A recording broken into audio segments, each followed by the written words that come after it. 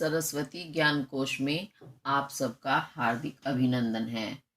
बच्चों, आज हम महाकवि कालिदास विरचितम अभिज्ञान शाकुंतलम का चतुर्थ अंक पढ़ेंगे। चतुर्थ अंक के हम 4 भाग पहले पढ़ चुके हैं, आज 5वां भाग पढ़ेंगे। तो इससे पहले आपने क्या पढ़ा था, एक बार उसे पढ़ करके जरूर देखिएगा, तो कहानी सारी समझ में आ जाएगी कि शकुंतला की विदाई का आदेश दे देते हैं महर्षि कश्यप, और वो स्नान के लिए चले जाते हैं। उनके शिष्य वन में जाते हैं और वन देवी देवताओं के द्वारा शकुंतला के लिए नए नए उपहार दिए जाते हैं। किसी बेल ने, लता ने कुछ दिया, वृक्ष ने कुछ दिया। इस प्रकार श्रृंगार और वस्त्र आदि सारे सामग्री शकुंतला के लिए भेंट कर दी जाती है। तो अब उससे आगे देखते हैं हम, चलिए क्या होता है। तो प्रियंवदा शकुंतलाम विलोक्य हला अन्या अभ्युपत्या सुचिता ते भर्तृगृहे अनुभव्यतव्या राजलक्ष्मी ही। तो जो वो ऋषि कुमार उन आभूषणों को, वस्त्रों को लेकर के आते हैं, उन्हें देख करके प्रियंवदा शकुंतलाम विलोक्य, शकुंतला को विलोक्य देख करके कहती है, हला सखी, अन्या अभ्युपत्या, अन्या इस, अभ्युपत्या से अनुकंपा या अनुग्रह से, सूचिता सूचित होता है, आभास होता है, ते तुम्हारे द्वारा, भर्तृगृहे, भर्तुहु ये विच्छेद करोगे तो भर्तुहु हो जाएगा, रा का विसर्ग बन जाएगा। तो भर्तुहु पति के, गृहे घर में, अनुभव्यतव्या अनुभव किया जाएगा, क्या, राजलक्ष्मी ही, राजलक्ष्मी का। तो कहना क्या चाहती है प्रियंवदा शकुंतला से कि जो ये अनुकंपा हुई है कि वृक्षों ने तुम्हें आशीष के रूप में इतने उपहार, वस्त्र इत्यादि भेंट किए हैं, तो इन सब से ये सूचित होता है, पता चलता है कि तुम्हारे द्वारा भर्तृगृहे, पति के घर में, राजलक्ष्मी ही, राजलक्ष्मी का अनुभव्यतव्या भोग किया जाएगा, यानी तुम्हें राजलक्ष्मी का सुख वहां पर प्राप्त होगा, ऐसा सूचित होता है इन सारी अनुकंपाओं से।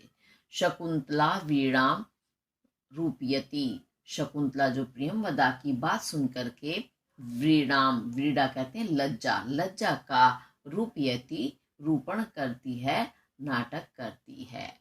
तो प्रथम यानी पहला, जो ऋषि कुमार गए थे, जो वो आभूषण इत्यादि लेकर आए थे, उनमें से प्रथम जो है, पहले वाला ऋषि कुमार क्या कहता है, गौतम, हे गौतम, यही आओ आओ, अभिषेको उत्तीर्णाय काश्यपाय वनस्पति सेवाम निवेदियावहा। अभिषेको, अभिषेक से उत्तीर्णाय, उत्तीर्ण हुए, इस अभिषेको उत्तीर्णाय से विच्छेद करेंगे तो हो जाएगा अभिषेक का उत्तीर्णाय।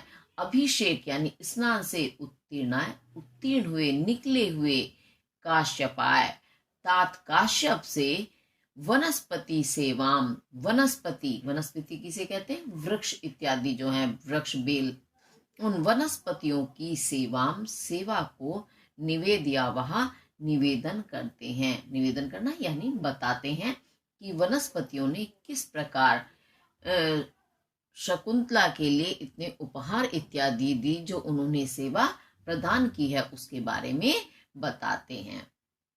तो द्वितीय, दूसरा जो कुमार है, ऋषि कुमार, वो क्या कहता है, तथा वैसा ही करता है, यानी जैसा कि प्रथम ने कहा था, पहले वाले ऋषि ने कहा था, यानी वो तात काश्यप के पास जाने लगते हैं। इति इस प्रकार निष्क्रांतौ निकल जाते हैं यानी चले जाते हैं मंच से, क्योंकि पहले भी जैसा कि मैं बता चुकी हूँ, अभिज्ञान शाकुंतलम ये एक नाटक है जिसे मंच पर दिखाया जा रहा है। तो मंच पर बिल्कुल वही है कि जिसका जब अभिनय आता है वो मंच पर आ जाता है, और बाकी वहां से मंच से हट जाते हैं वो अपना अभिनय पूरा करके। तो दूसरा जो, द्वितीय यानी दूसरा जो ऋषि कुमार है, तथा वैसा ही करता है, यानी जैसा कि पहले ने कहा था। पहले ने क्या कहा था कि हम चलो तात काश्यप के पास चलते हैं, उन्हें वनस्पति की सेवा को बताते हैं कि उन्होंने किस प्रकार शकुंतला के लिए उपहार प्रदान किए हैं। और इति इस प्रकार निष्क्रांतौ निकल जाते हैं, यानी दोनों मंच से चले जाते हैं। सख्यौ दोनों सखियां, सख्यौ द्विवचन का है तो दोनों सखियां कौन, शकुंतला की दो सखियां हैं, कौन कौन सी, प्रियंवदा और अनसुईया।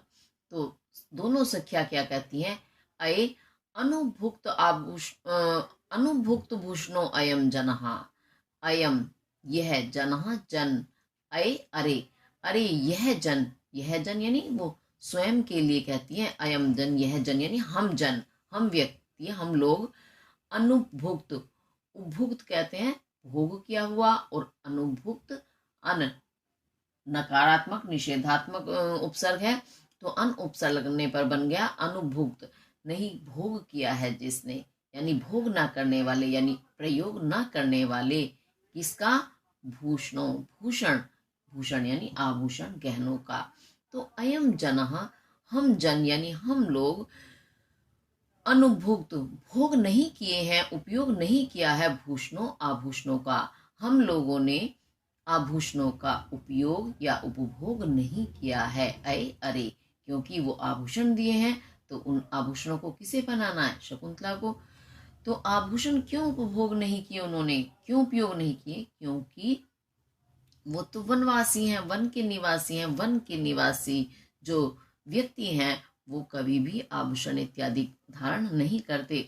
आभूषणों के स्थान पर क्या इस्तेमाल करते हैं, वो पुष्प पत्ते इत्यादि वो आभूषणों के रूप में प्रयोग करते हैं। अब तो इस कारण उन्हें नहीं ज्ञान है कि ये आभूषण कैसे उपयोग किए जाने हैं, ऐसा वो सखियां शकुंतला से कहती हैं।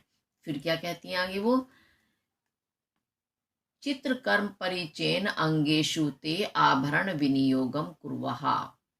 चित्रकर्म, चित्रकर्म से यानी चित्र में जो कर्म होता है, चित्र में देखती हैं कि जिस तरह के आभूषण चित्र में पहनाए गए हैं, चित्र में जो बनी, आप प्रतिमा कह सकते हैं, मूर्ति कह सकते हैं, तो चित्र में जो बनी आकृति है किसी भी स्त्री की, तो उसे देख करके वो कहती है, चित्र को देख करके, परिचय परिचय से यानी चित्र के परिचय से, ते तुम्हारे, अंगेशु अंगों में, आभरण आभरण यानी गहने, विनियोगम कुर्वः विनियोग करते हैं, विनियोग यानी पहनाते हैं।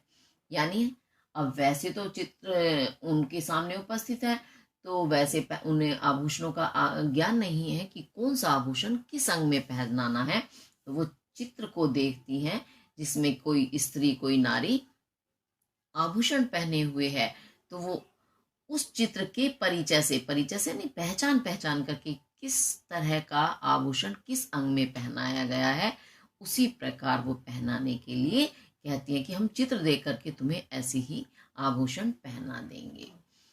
तो शकुंतला क्या कहती है, जाने वाम नैपुण्यम, वाम तुम दोनों की, नैपुणम निपुणता को, चतुराई को जाने जानती हूँ, यानी मुझे पता है कि तुम दोनों कितनी निपुण हो, चतुर हो, कि तुम मुझे निश्चित रूप से गहने पहना दोगी, ये कहने का तात्पर्य है। उभे नाट्येन अलंकृतः, उभे दोनों, दोनों सखी प्रियंवदा और अनसुईया, नाट्येन नाटक के साथ, क्योंकि नाटक प्रदर्शित किया जा रहा है, तो नाटक के माध्यम से अलंकृतः अलंकृत करती हैं, अलंकृत करना अर्थात सजाना, शकुंतला को सजाती हैं वो नाटक करते हुए मंच पर। ठीक है, ये आपको समझ आया होगा। चलिए अब आगे देखते हैं फिर आगे क्या होता है। ततः प्रविशति स्नानोत्तीर्णः काश्यपः, ततः तब यानी जब, इससे एक तत् शब्द में पहले की जितनी भी घटना है वह सारी आ जाती है। तत् तब, तब कब, जब यानी शकुंतला को वे सखियां गहने पहना रही हैं, नाटक करते हुए गहने पहनाने का अभिनय कर रही हैं। तथा तब प्रविशति प्रवेश करते हैं, स्नानोत्तीर्ण, स्नान से उत्तीर्ण, उत्तीर्ण हुए, उत्तीर्ण यानी निकले हुए, क्योंकि निकलने का तात्पर्य क्या है, क्योंकि पहले नदियों में स्नान किया जाता था, तो नदी में जाना पड़ता था स्नान के लिए, और जब स्नान कर लेते थे तो नदी से वो निकलते थे। उत्तीर्ण होना यानी उठना, निकलना। तो स्नान से निकले हुए काश्यपः, काश्यप ततः तब प्रविशति, प्रवेश करते हैं। कहाँ प्रवेश करते हैं? मंच पर। काश्यपः, और क्या कहते हैं काश्यप? यास्यत्यस्य शकुन्तलेति हृदयं संस्पृष्टम् उत्कण्ठया, कण्ठः स्तम्भित वाष्पवृत्ति कलुषश्च चिन्ता जडं दर्शनं, कैवल्यं मम तावत् ईदृशम् इदं स्नेहाद् अरण्योत्सः, पीड्यन्ते गृहिणः कथं नूतनया विश्लेष्य दुःखैर्नवहि। तो क्या कहते हैं तात काश्यप? बड़ा सुंदर ही श्लोक है। अब इसे आप विच्छेद करेंगे हमें अर्थ निकालने के लिए, क्योंकि श्लोक है तो उसे क्रम में लगाना पड़ता है सार्थक अर्थ निकालने के लिए। तो सार्थक अर्थ तभी निकाल पाओगे जब आप उसे क्रम में लगाओगे। उसी क्रम को हम अन्वय बोलते हैं। तो अन्वय में क्या होता है? क्योंकि लय बनाने के लिए, छंद का नियम बनाने के लिए शब्दों को आगे पीछे रख दिया जाता है। फिर जब हमें अर्थ निकालना होता है उन्हें हम क्रम में लगाते हैं। उस क्रम में लगाने को ही अन्वय कहते हैं। तो अब कोई भी शब्द जहां क्रम में आएगा हमें वहां से उठा लेना है। इस पहले पद को विच्छेद करेंगे। यास्यति, अध्य, यास्यति चली जाएगी, अध्य आज, शकुंतला, शकुंतला अध्य आज यास्यति चली जाएगी, इति, इस प्रकार, यानी इस प्रकार, यानी इस बात को सोचने से ही, मन में लाने से ही, उत्कंठया, उत्कंठा ने, व्याकुलता ने, हृदयम, हृदय को, संस्पृष्टम, संस्पृष्ट कर दिया है, भर दिया है या छू लिया है। तो आज शकुंतला चली जाएगी, इसी, इति यानी इस प्रकार की, उत्कंठया, उत्कंठा कहते हैं व्याकुलता, बेचैनी, उत्कंठा ने हृदयम संस्पृष्टम, हृदय को छू लिया है या हृदय भर आ रहा है। हृदय भर जाता ना जब हमारे मन में कोई दुख की बात आती है, तो हृदय का भर जाना या हृदय को छू लेना। छू लेंगे तो हृदय तभी भरता है।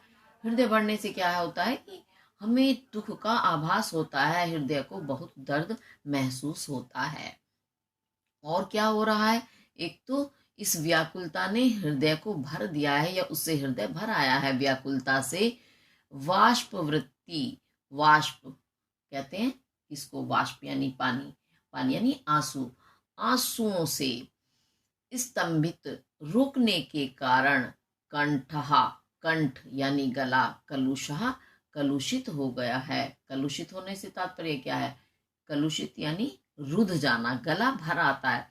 जब हृदय में दर्द होता है तो आंसू भी आते हैं, और आंसू आने के कारण जब हम बोलना चाहते हैं तो स्पष्ट आवाज नहीं निकलती। स्पष्ट आवाज का ना निकलना ही रुधना कहलाता है।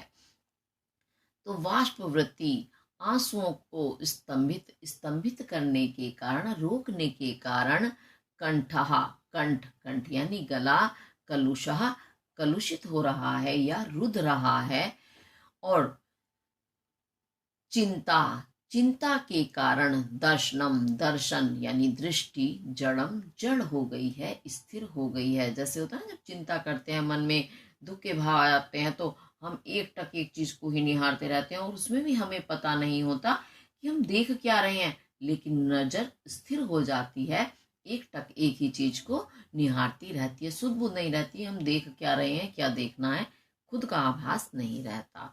तो उसी को कहा है कि दर्शनम, दृष्टि, चिंता, चिंता के कारण, शकुंतला के जाने की चिंता के कारण, जड़म जड़ हो गई है, स्थिर हो गई है। जड़ हो जाना यानी एक ही जगह टिक जाना, निश्चल हो गई है। और स्नेहाद, स्नेह से, तावद तब, स्नेहाद स्नेह से, मम मुझ, अरण्योत्सः, अरण्य कहते हैं वन, ओक कहते हैं घर, वन ही है घर जिसका, उसे क्या कहेंगे? अरण्योत्सः, यानी मम मुझ, अरण्योत्सः वनवासी की, ईदृशम इस प्रकार की, इदम यह, वै वैकलव्यम, विकलता है, व्याकुलता है, बेचैनी है।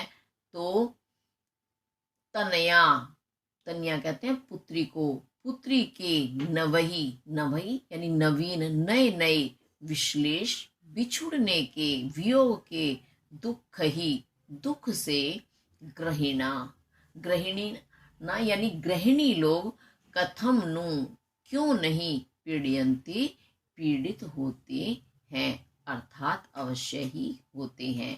अब ये बात आपको शायद समझ नहीं आई हो, तो एक बार मैं इसको अपने शब्दों में बता देती हूँ, फिर आपको मैं एक बार फिर शाब्दिक रूप में बताऊंगी तो आपको अच्छे से समझ में आएगा।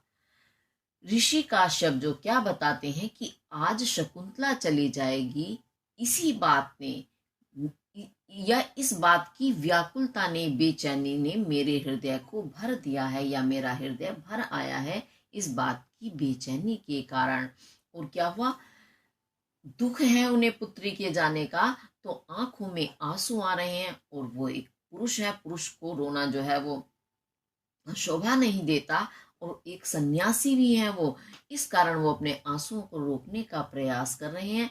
तो आंसुओं को रोकने के कारण क्या हो रहा है, उनका गला भर आया है, वो बोलना चाह रहे हैं तो स्पष्ट आवाज नहीं निकल रही है, और चिंता उन्हें हो रही है शकुंतला के जाने की।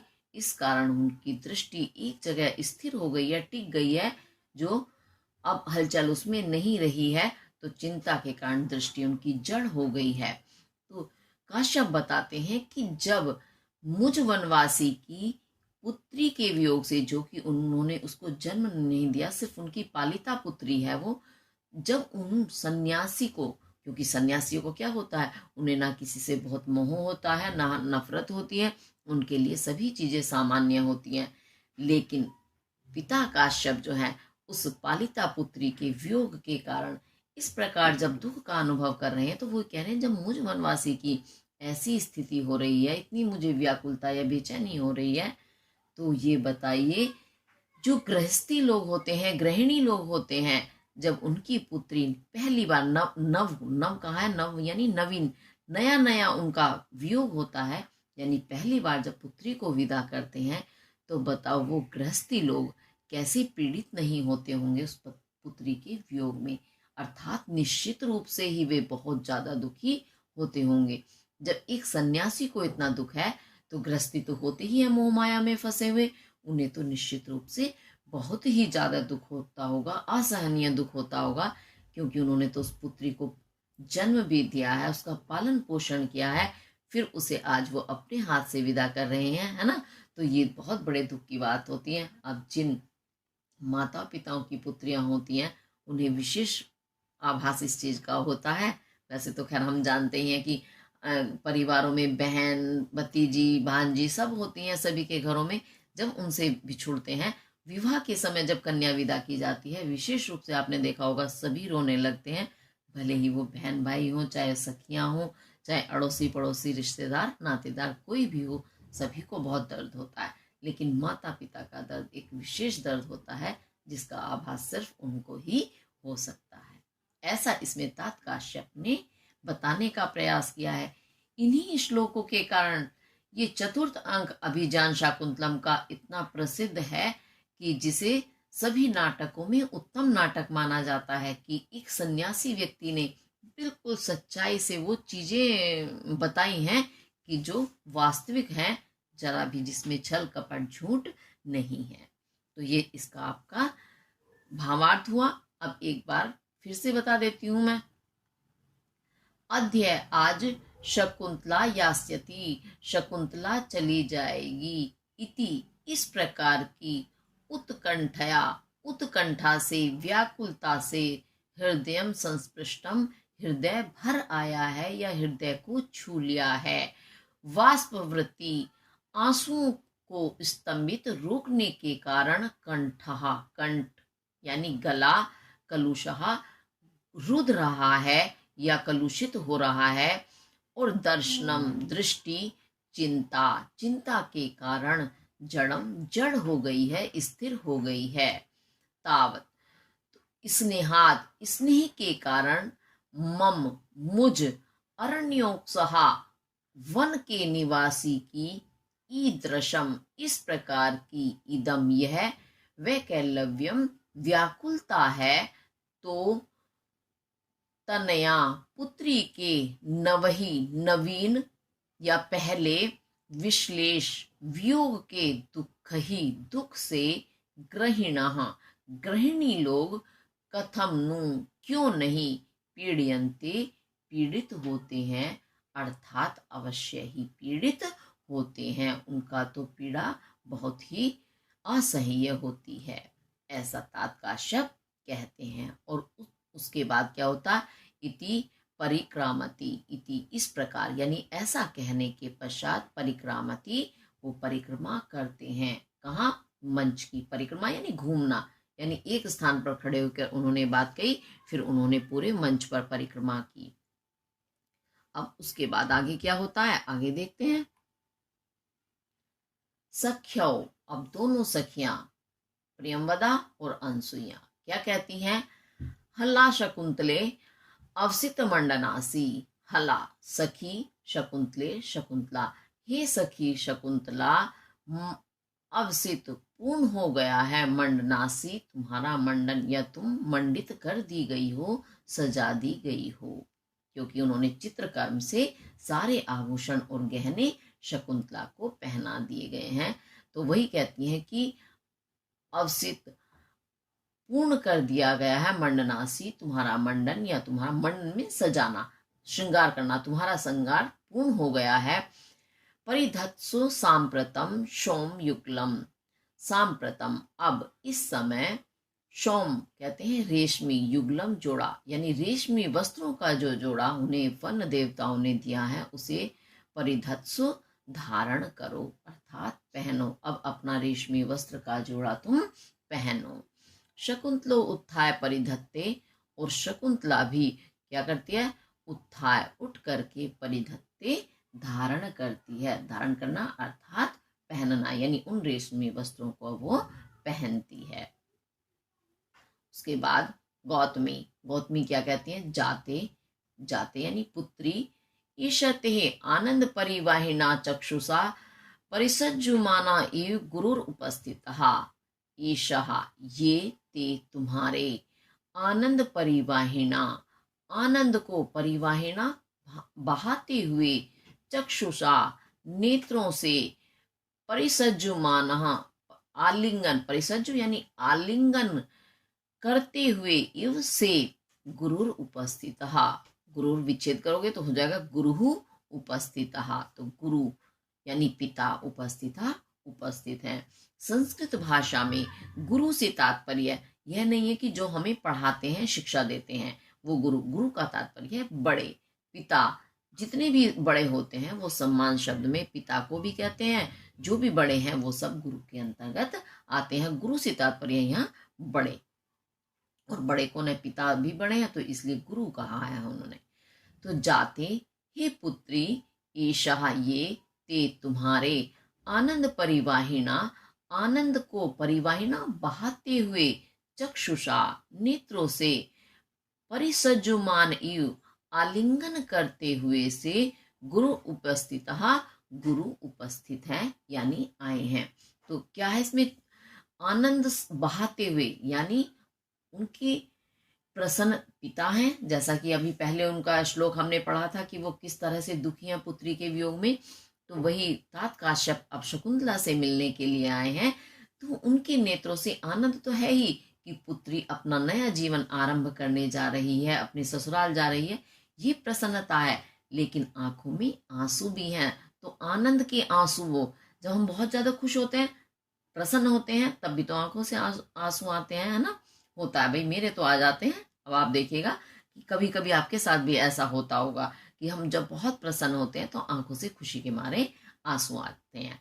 तो वो वही बता रही हैं गौतमी कि आनंद के आंसू बहाते हुए, नेत्रों से आलिंगन करते हुए से, ऐसा लग रहा है वो, उन्होंने इतना प्रेम है उनकी आंखों में, स्पष्ट दिख रहा है मानो वो नेत्रों से ही तुम्हारा आलिंगन कर रहे हैं।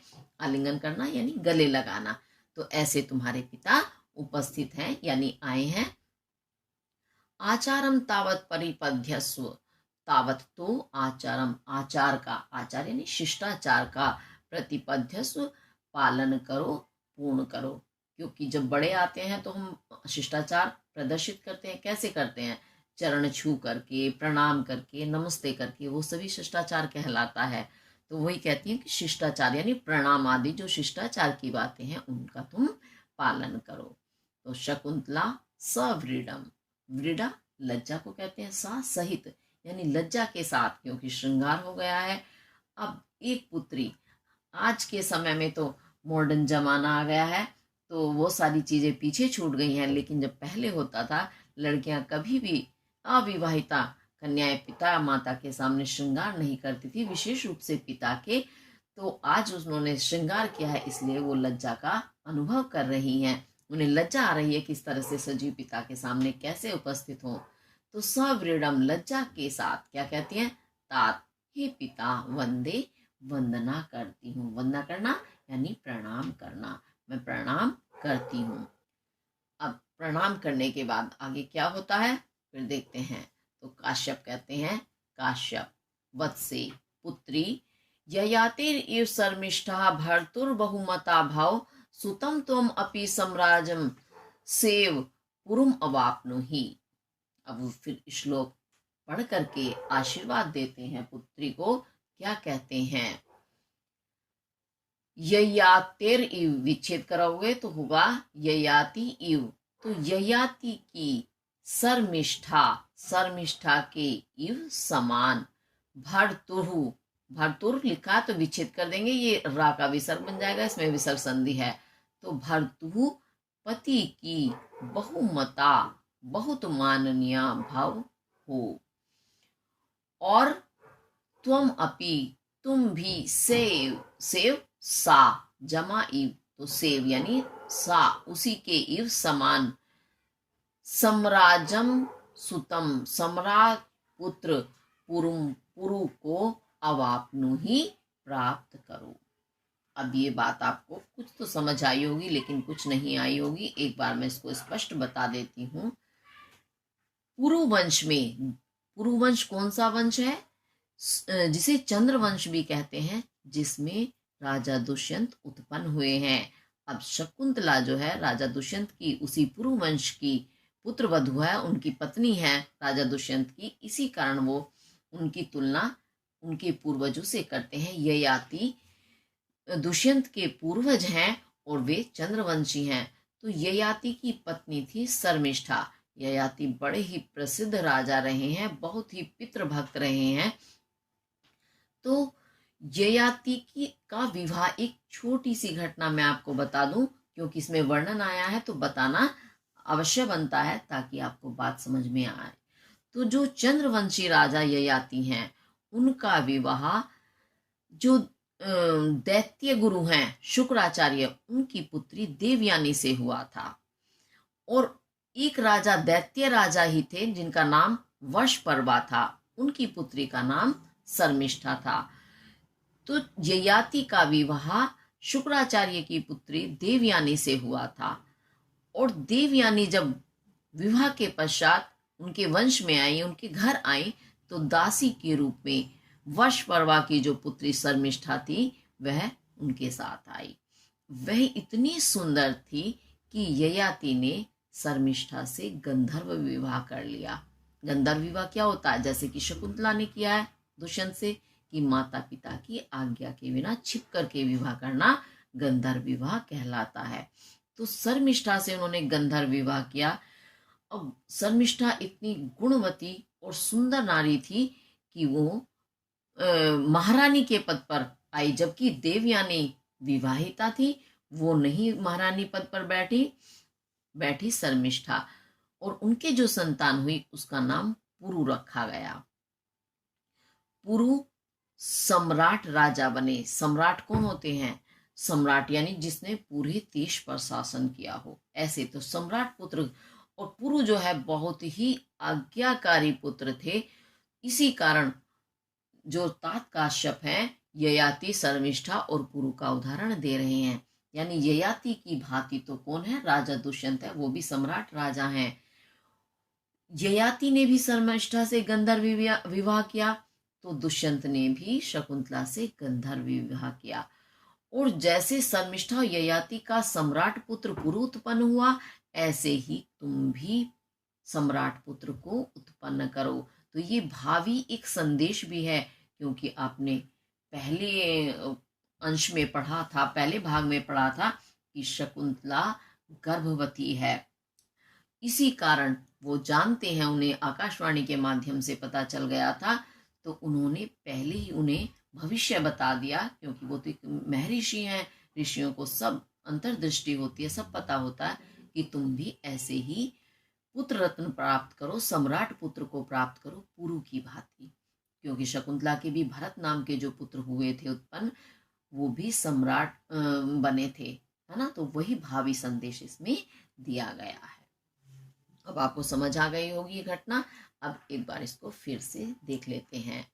तो ययाति की शर्मिष्ठा के समान भर्तु पति की बहुमता भव, बहुत माननीय बनो। और सेव उसी के समान, यानी शर्मिष्ठा के समान ही त्वम अपि, तुम भी सम्राजम सुतम, सम्राट पुत्र पुरु को, यानी पुरी के जैसा ही पुत्र को अवाप्नु ही प्राप्त करो। ऐसा आशीर्वाद वो देते हैं। तो गौतमी उस आशीर्वाद को सुनकर क्या कहती है? भगवान, हे भगवान। भगवान किसे कहते हैं? वो तात काश्यप को, कि हे भगवान, वरहा खलबे शाह, इसे विच्छेद करेंगे, वरहा वरदान है, खलु निश्चित रूप से, ऐशा यह है। तो निश्चित रूप से यह वर है, वरदान है, नाशी, आशी नहीं, आशी यानी आशीर्वाद, खाली आशीर्वाद नहीं है, ये तो एक वरदान है। यानी आपने वरदान दे दिया कि शकुंतला इतना बड़ा पद प्राप्त करे। तो ये खाली आशीर्वाद नहीं है, बल्कि एक वरदान है। तो काश्यप आप क्या कहते हैं? वत्से इतः सद्य हुता अग्निन प्रदक्षिणे कुरुस्व। वत्से, हे पुत्री, शकुंतला को संबोधित करते हैं कि हे पुत्री, इतः इधर, सद्य शीघ्र ही, आहूत की गई, आहुतियां दी गई, अग्निन अग्नियों की, परिदक्षिणी कुरुस्व, परिदक्षिणा करो, प्रदक्षिणा करो। अब ये क्या है? सद्य यानी शीघ्र ही आहुतियां दी गई हैं ऐसी अग्निन, अग्नि की तुम प्रदक्षिणी कुरुस्व, प्रदक्षिणा करो। प्रदक्षिणा करना क्या होता है? परिक्रमा करना। परिक्रमा यानी उस अग्नि के चारों तरफ घूमो। यानी अभी तात काश्यप स्नान से आए हैं, प्रभात का समय है, तो वहां यज्ञ संपन्न हुआ है। अभी वहां यज्ञ में क्या होता था? आश्रमों में यज्ञ में तो खैर अभी भी वही होता है, लेकिन प्राचीन काल में तो उन आश्रमों में प्रतिदिन यज्ञ होता था। तो यज्ञ में क्या करते हैं? आहुतियां दी जाती हैं। तो उन आहुतियों से युक्त अग्निन, अब अग्निन शब्द आप देखेंगे यह बहुवचन का है। तो अग्नि तो एक होती है, लेकिन यहाँ बहुवचन कहा गया है। इस बहुवचन का तात्पर्य क्या है? जो यज्ञ की अग्नि होती हैं, बहुत ही पवित्र अग्नियां होती हैं वो, और उन्हें यज्ञ अग्नियों को 3 विशेष अग्नियां हैं, इसी कारण बहुवचन का नाम दिया गया है इसको, यानी बहुवचन में कहा गया है। तो ये यज्ञ की 3 प्रकार की अग्नियां मानी जाती हैं। कौन कौन सी हैं? पहली होती है गाह्यपत्य अग्नि, दूसरी होती है आहवनीय अग्नि, और तीसरी दक्षिणाग्नि। तो इसी कारण बहुवचन शब्द का यहाँ इस्तेमाल हुआ है। यानी ये तीनों अग्नियां यहाँ इस समय उपस्थित हैं, इन अग्नियों की तुम परिक्रमा करो, ऐसा तात काश्यप कहते हैं। क्योंकि यज्ञ के बाद या पूजा पाठ के बाद भी कहा जाता है परिक्रमा करना शुभ होता है। सर्वे परिक्रमांति, और सभी जो वहां उपस्थित हैं मंच पर, सभी परिक्रमांति, परिक्रमा करते हैं उन अग्नियों की। अब आगे देखते हैं उसके बाद क्या हुआ फिर। तो काश्यप फिर क्या करते हैं? ऋक छंसा आशस्ते, ऋग्वेद के छंदसा, छंदों से, आशस्ते आशीर्वाद देते हैं। जो ऋग्वेद के छंद हैं, उन छंद के माध्यम से वो आशीर्वाद देते हैं। किसे? शकुंतला को। क्या कहते हैं? वत्से, हे पुत्री, अमी वेदिम परितः क्लिप्त धिष्णयः, समिद्वन्तः प्राण संस्तीर्ण दर्भः, अपहनन्तो दुरितं हव्य गंधैर्वैतानास्त्वाम वैज्ञा पावयन्तु। तो ऋग्वेद का जो ये छंद है उसे क्या कहते हैं वे?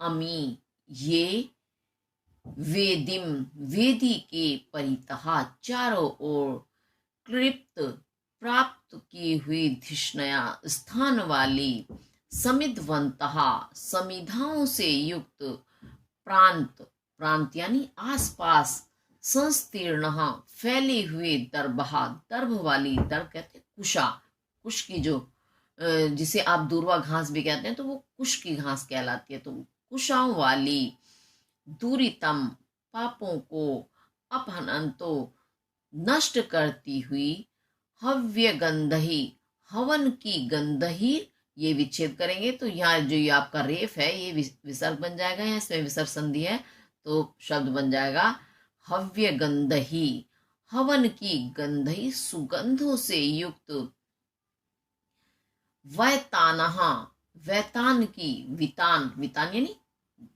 जैसे जिसे आप तंबू भी बोलते हैं, वितान से यहाँ तात्पर्य यज्ञशाला है, क्योंकि यज्ञशाला एक विशेष स्थान बना दिया जाता है और ऊपर से भी उसमें एक वितान तना हुआ होता है, तो वहां ही यज्ञ संपन्न होता है। तो वह तानहा, वितान यानी यज्ञशाला की, वैज्ञः अग्निया, त्वाम तुम्हें, पावयन्तु पवित्र करें। अब ये एक बार मैं अपने शब्दों में बता देती हूँ। वेदी किसे कहते हैं? वेदी जहां यज्ञ किया जाता है। यज्ञ करने में क्या होता है? अग्नियां प्रज्वलित की जाती हैं। अभी हम पहले पढ़ चुके हैं। अग्नियां मैंने इसलिए कहा है क्योंकि यज्ञ की अग्नियां 3 होती हैं, ग्राह्यपत्य अग्नि और आहवनीय अग्नि, दक्षिणाग्नि। तो उसमें क्या होता है, कुंड सा बना दिया जाता है, तो उस जिसमें अग्नि प्रज्वलित की जाती है उसे वेदी कहते हैं। यानी वेदी के परितः चारों ओर क्लिप्त धिष्णयः, क्लिप्त स्थान बनाए हुए, यानी अग्नियों का अपना अपना स्थान, तीनों अग्नियों का अलग अपना स्थान बना दिया गया है। ऐसी ये अग्नियां कैसी हैं? जो समिधवंतः, समिधाओं से युक्त हैं।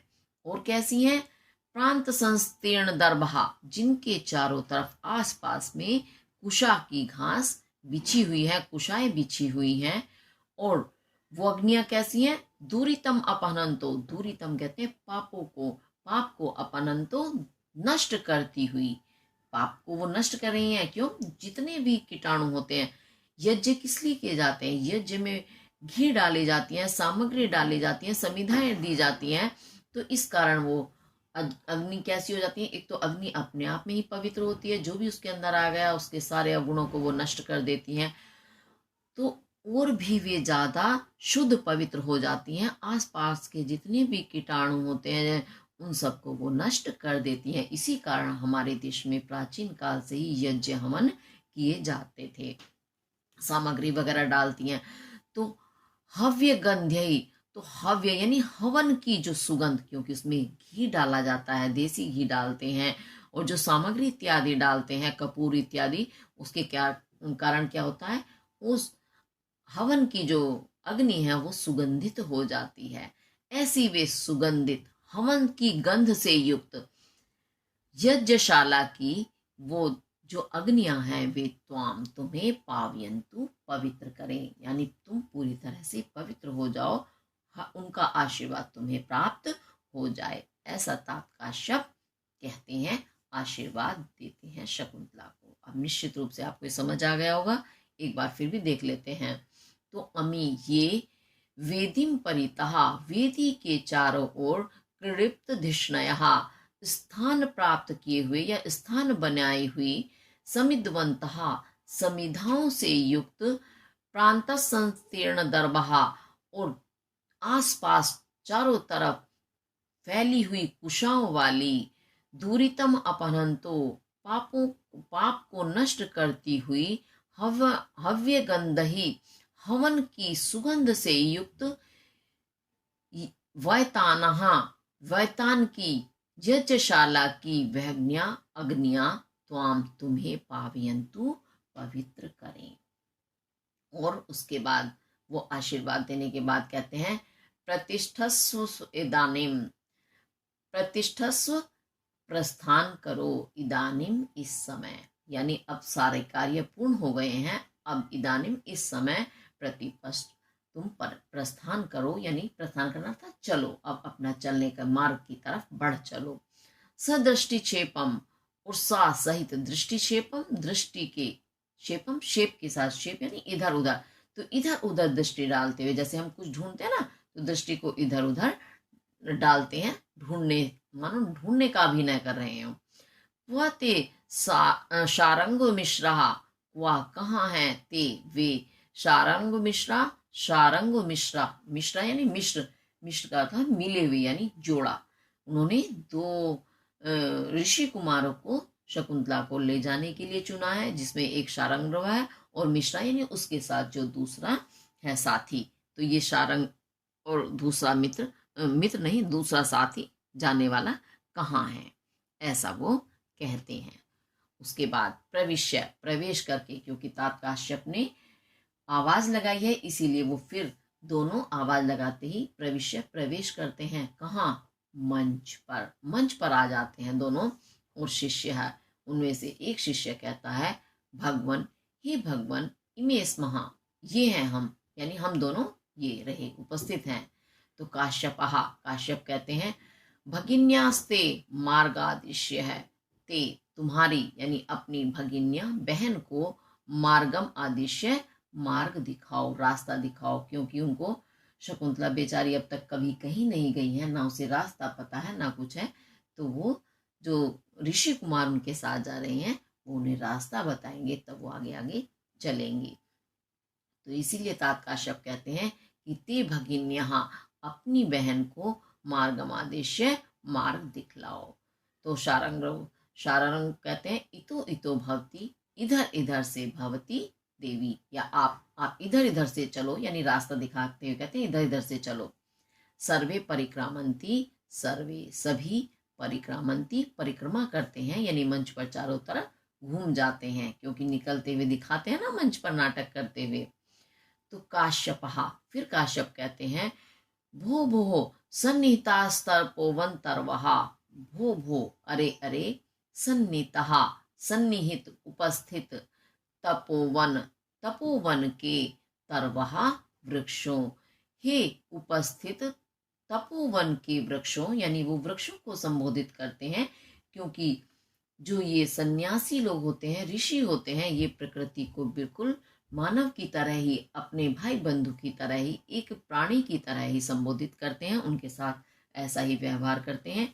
इसी कारण काश्यप जो कहते हैं कि यहाँ उपस्थित यानी आसपास में जो तपोवन में उपस्थित वन के, तपोवन के वन तरु है, वृक्ष हैं, हे वृक्षो, पातुम न प्रथमम व्यसयति जलम युष्मात् स्पीतेषु, या न आदत्ते प्रिय मंडना अपि भवताम स्नेहेन या पल्लवम, आद्ये वह कुसुम प्रसूति समय यस्या भक्त्योत्सवः, से अयम याति शकुंतला पतिग्रहम सर्वै अनुज्ञायताम।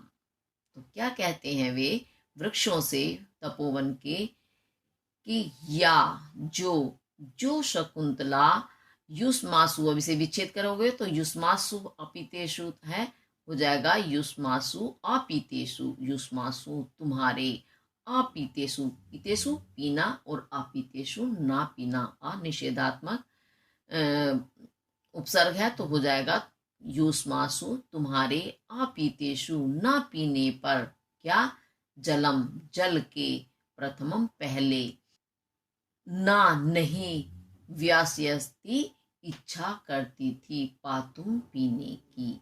तो या जो शकुंतला युष्मासु तुम्हारे, अपीतेषु बिना पिए, प्रथमम पहले, पहले ना पिए जाने पर, जलम पातुम जल पीने की, ना नहीं, व्यवसयति इच्छा करती थी, और या जो प्रिय मंडनापी, प्रिय मंडनापी सजना, संवरना, श्रृंगार करना, तो वो मंडन कहलाता है। तो जो मंडन प्रिया होने पर भी स्नेहन स्नेह से, प्रेम से, भवताम आपके, पल्लवम, पल्लव पल्लव कहते हैं पत्तों को, पत्तों को, ना आदत्ते, न जमा आदत्ते, तो ना नहीं आदत्ते ग्रहण करती थी।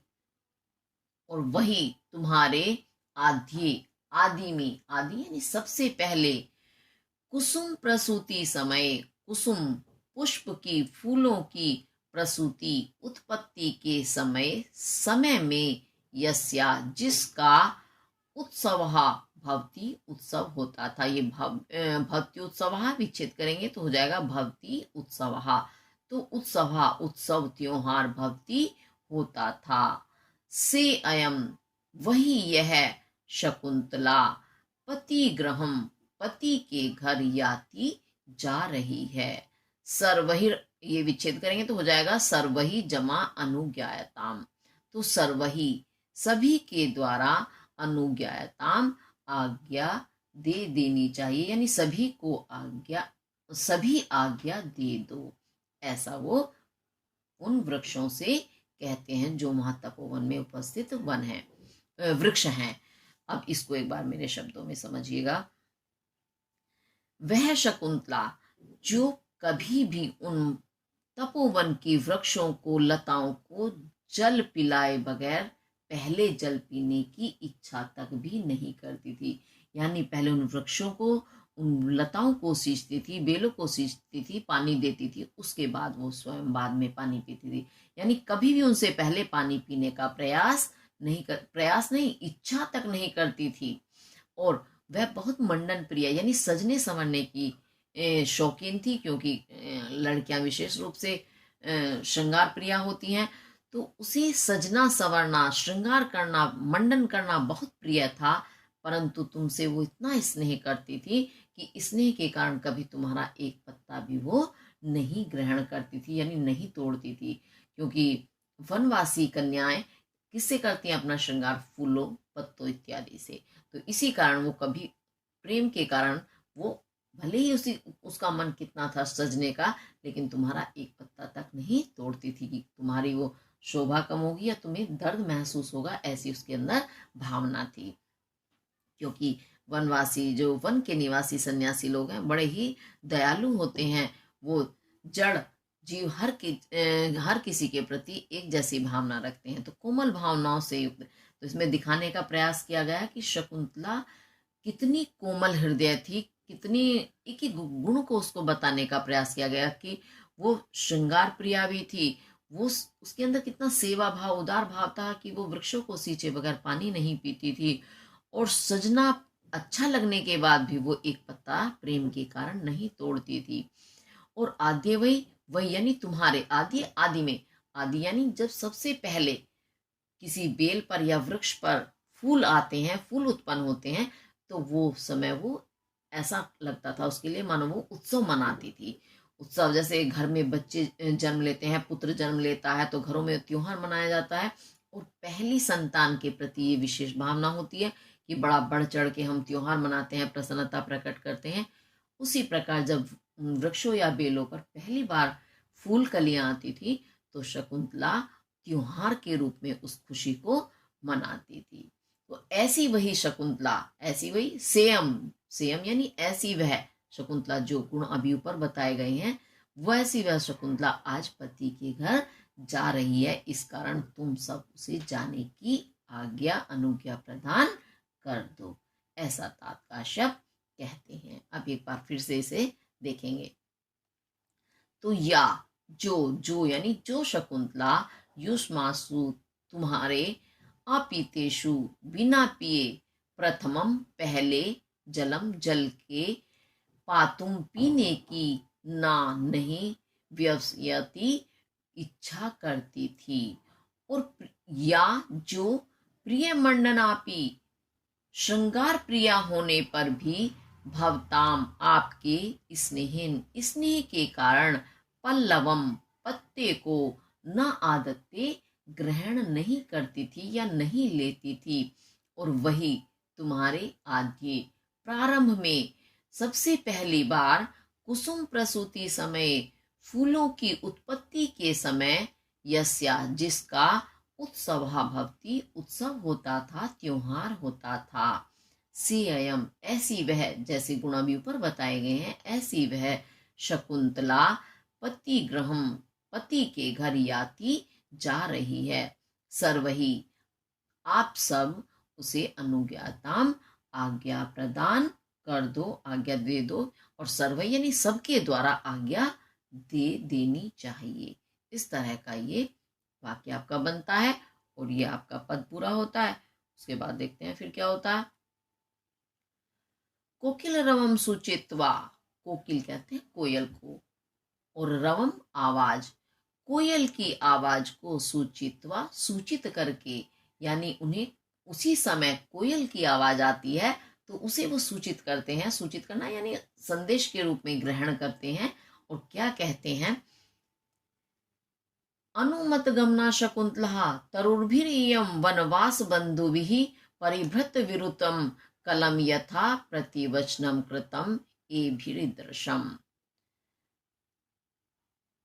वनवास बंधु भी, वन में वास निवास करने वाले, बंधु भी जो बंधु, भाई बंधु, बंधु कहते हैं परिवार के जो सदस्य हैं, तो भाई बंधु, तरु भी वृक्षों के द्वारा, यम यह, शकुंतला, शकुंतला को गमना जाने की अनुमति दे दी गई है। और प्रभृत, पर कहते हैं दूसरों के द्वारा, भृत भरण पोषण की गई, तो दूसरों के द्वारा भरण पोषण की गई। कौन? कोयल। विशेष रूप से, रुतम आवाज, कलम सुंदर मनोहर, मन को हरने वाली सुंदर आवाज को, ईदृशम इस प्रकार, प्रतिवचनम प्रतिवचन कृतम किया गया है। किसके द्वारा? ये भी, इनके द्वारा, इनके यानी इन वृक्षों के द्वारा। अब बात आपको समझ नहीं आई होगी, एक बार मैं अपने शब्दों में बता देती हूँ। तात काश्यप ने वृक्षों से अनुमति मांगी थी, तो वृक्ष तो क्योंकि बोल नहीं सकते, उनका तो स्वर ही नहीं होता, लेकिन वो उनके भाई बंधुओं के, परिवार के सदस्यों के समान हैं। तो जब तात काश्यप उनसे आज्ञा के लिए कहते हैं, तो उसी समय कोयल की आवाज होती है। तो उस कोयल की आवाज को सुनकर तात काश्यप क्या कहते हैं कि इन जो भाई बंधु हैं शकुंतला के, ये वृक्ष, इन्होंने कोयल की आवाज के रूप में शकुंतला को जाने की अनुमति दे दी है। तो कैसे अनुमति दे दिया? अब शकुंतला को अनुमति दी है, तो ऊपर जो उन्होंने कोयल की आवाज बताई है, लेकिन नीचे की पंक्ति में अभी कोयल की आवाज नहीं बताई है। ऊपर की 2 लाइनों में सिर्फ ये बताया है कि उन वन में निवास करने वाले भाई बंधु वृक्षों ने आज्ञा दे दी है शकुंतला को। कैसे दी है? कलम यथा, क्योंकि, अब वो कारण बताते हैं आज्ञा कैसे दी है। यथा क्योंकि, कलम सुंदर, विशेष रूप से, रुतम जो रुत हुई है, आवाज हुई है, किसकी हुई है अब बताएंगे, परभृत यानी कोयल की। तो क्योंकि कोयल की विशेष आवाज के रूप में उन्होंने अपना प्रत्युत्तर, प्रत्युत्तर क्या होता है? उत्तर यानी प्रश्न पूछा गया उसका उत्तर, और प्रत्युत्तर यानी उस उत्तर, प्रश्न के बदले में जो उत्तर दिया गया वो प्रत्युत्तर कहा जाता है।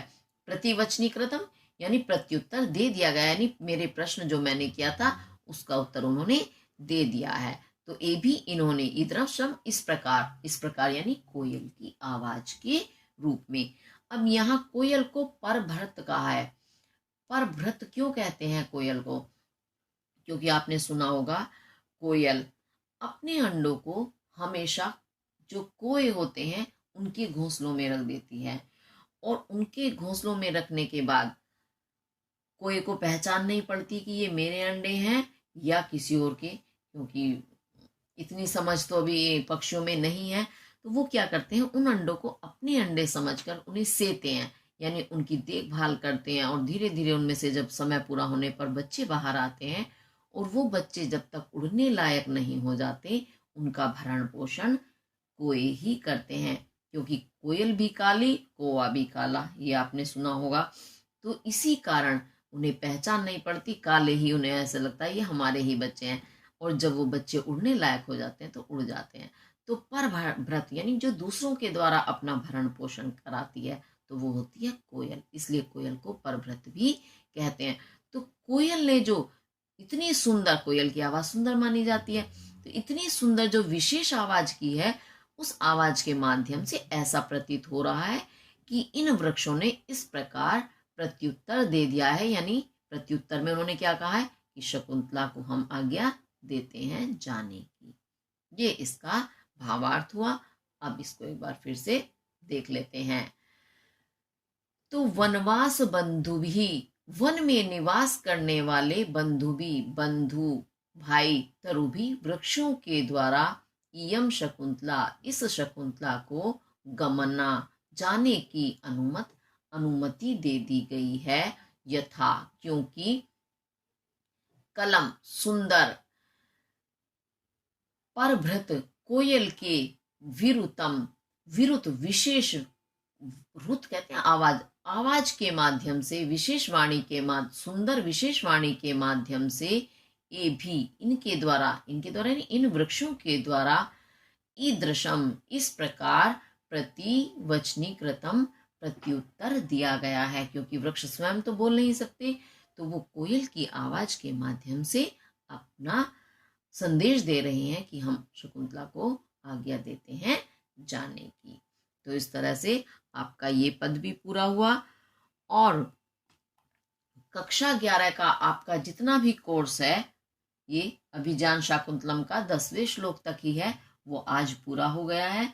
आप इसे अच्छे से देखेंगे और जो इसमें सूक्ति इत्यादि हैं और व्याख्याएं श्लोक की, उन्हें अच्छे से करेंगे। चरित्र चित्रण भी आपका कोर्स में आता है ना, परीक्षा होती है तो उनमें चरित्र चित्रण पूछे जाते हैं।